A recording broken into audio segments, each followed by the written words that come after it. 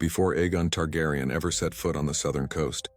One name echoed across the Stormlands with thunderous pride: Argilac Durrandon, the last Storm King of the ancient line of Durin Godsgrief.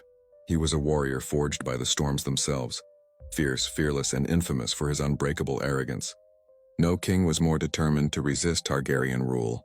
Argilac saw the Andals come and go, fought invaders from the sea, and crushed raiders in the Kingswood. To his people, he was a storm made flesh. To his enemies, he was a warning. Durrandon kings do not kneel. But when Aegon Targaryen began uniting the lands around the Blackwater, Argilac realized something dangerous. The dragons were coming south. Knowing he could not stand alone, Argilac sought an alliance. He offered Aegon's rumored half-brother, House Baratheon, lands and marriage to his daughter, Princess Argella. But the offer was an insult disguised as diplomacy. Argilac did not want alliance. He wanted to humiliate Aegon by offering him a marriage to a bastard. Aegon's reply was simple and carried across the narrow sea like a spark in dry grass: "I will take the lands by fire and blood." That message ended all hope for peace. When Aegon marched on the Stormlands, Argilac met him with open war. The Storm King gathered his banners: House Caryn, Connington, Wild, Mertens, Tarth, and more, forming an army hardened by years of unrelenting storms. He led them north to the last storm, the battlefield where he believed he would break Aegon's ambitions forever. House Baratheon led the Targaryen host, supported by Aegon's sisters and their dragons. But Argilac refused to fight with fire above him.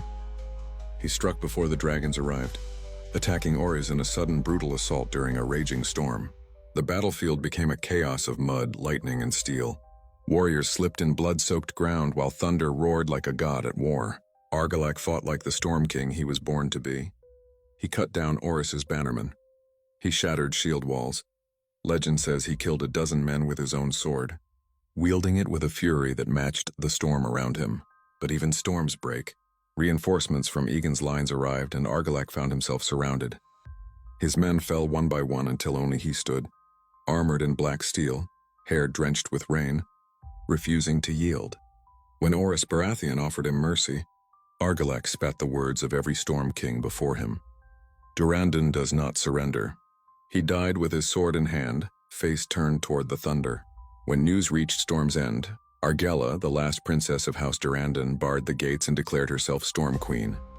She called Orys a bastard and swore no dragon would rule the Stormlands. But her own garrison betrayed her. They delivered her to Orys, naked, chained, and furious, claiming they would not starve for a lost cause. House Baratheon did not shame her. He clothed her with his own cloak, freed her, and treated her with honor.